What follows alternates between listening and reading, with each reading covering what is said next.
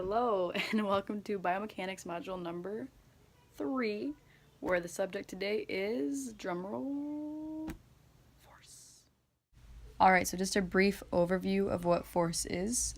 It's defined as a push or pull upon an object, or it's something that causes a change in the motion of an object. And the formula used for force is F equals m times A. F obviously is force, which is measured in newtons. M stands for the mass and is measured in kilograms. And then there's A, which is acceleration, which, as we know, is measured by meters per second squared or meters per second per second.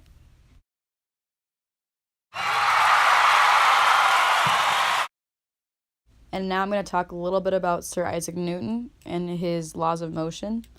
Newton was an English mathematician, astronomer, and physicist who lived through the mid-1600s and 1700s.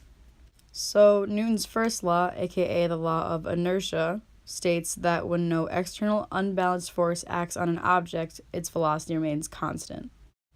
It also states that if no net force acts upon the object, it keeps or maintains a state of rest or constant speed in a straight line. Now for Newton's second law. Newton's second law states that if an unbalanced force acts on an object, the object accelerates in that direction of the force.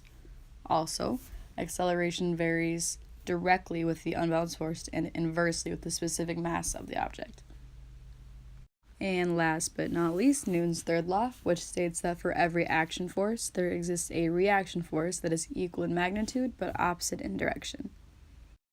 The first step in finding my own force is to convert my weight into my mass. So I weigh about 140 pounds, give or take. So converting that to kilograms, it's about 63.5 kilograms, which is my mass. Then I found my velocity, which is calculated, as we know, by distance divided by time.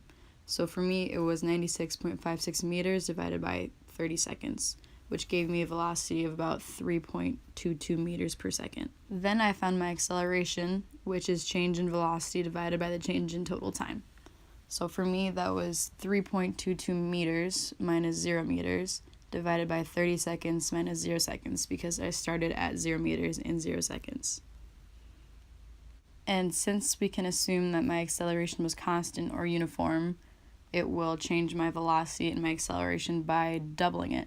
So my velocity would now be 6.44 meters per second, and my acceleration would be about 0.21 meters per second per second. Now that I know what my acceleration and my mass is, I can now calculate my force. So again, the formula for force is F equals m times A, or mass times acceleration. So I took my mass, which is again 63.5 kilograms, times my acceleration, which is 0.21 meters per second, and I got around 13.3 newtons, or 13.3 kilograms times meters per second. And that concludes our Biomechanics-Force module. Thank you so much for watching.